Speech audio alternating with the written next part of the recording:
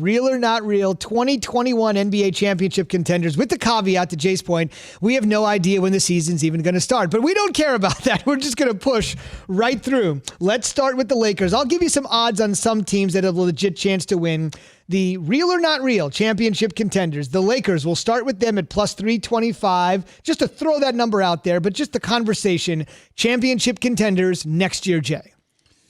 They are the favorites next year, I would say, whenever you have LeBron James, even though he'll be going in. He's actually in his 18th year right now. Crazy that we're going to fast forward this and he'll play again in about 4.5, 5 months. But still, for everything he's been through, that's the best duo in basketball.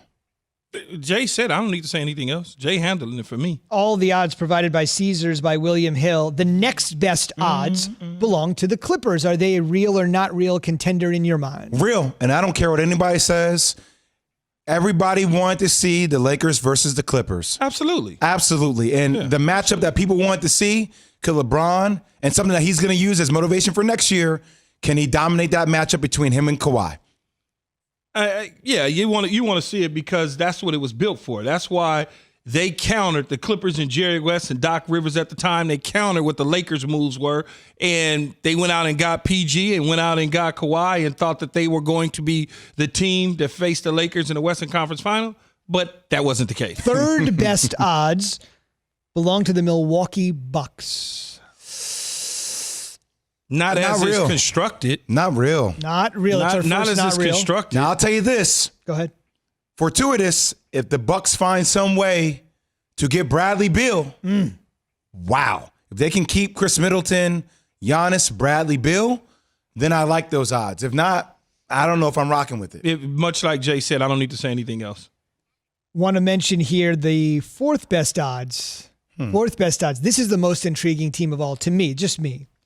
The Golden State Warriors. So here's some what people don't talk about with the Golden State Warriors. Second pick in the draft, Andrew Wiggins. Could they will and deal it? I think they probably will. So now you're looking at bringing on some kind of veteran. The one thing you feel like they're missing. A big, heavy hitter. Somebody big. And I'll throw this out there. Potentially Joel Embiid. Imagine Joel Embiid. Oh, wow. If you're in Philly, if you don't choose to stay with Joel Embiid and Ben Simmons, right? Imagine Joel Embiid with the Golden State Warriors involved in that system with Steph, Clay, and Draymond. But let me ask you this as a basketball guy, our basketball expert, obviously. But Golden State has never won with a big, in general, right? It's been perimeter guys, and then the big has been like basic. Yeah, just Key, let me ask you normal this. guys. Where does Joel Embiid, if we're being honest, spend a lot of his time? Yeah, but on the he's perimeter. Not, but he's not. Is he efficient enough on the perimeter for the Golden State Warriors style of play? It's not like Kevin Durant, 7 foot, with that type of efficiency. I agree with you on that, but you have to get his conditioning to a point where he can play. But think about calling him out of shape. See, I didn't do that. But he was out of shape. That's fine. He knows it. But think about what he does for the Warriors. Think about how you can combat Anthony Davis. Yeah. Think about how you can combat Jokic. Like all the bigs, Nurkic for Portland, all the bigs, you can combat that now with another big instead of going small ball. Let me ask you this before we move on real quick. So if you giving that up for that one, and Andrew Wiggins. And Doc gets Andrew Wiggins, does that fit in the Philly style and what Doc wants to run? You paid Al Horford all that money. You ain't moving that contract. Now you have Al Horford, Ben Simmons, Andrew Wiggins, who can shoot the ball from the outside, the number 2 pick. I kind of like the move. Though?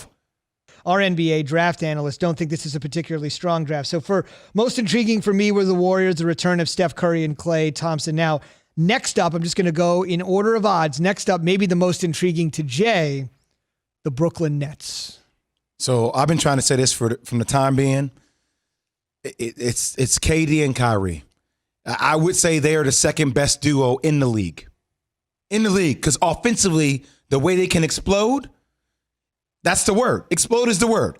It's either going to explode in a good way or it's going to explode in another way. But I would have a tendency with the way that they rock out together, with the style that they're going to play with Steve Nash. I'm just trying to tell y'all, they're going to be dangerous next year. Can they coexist like that, though?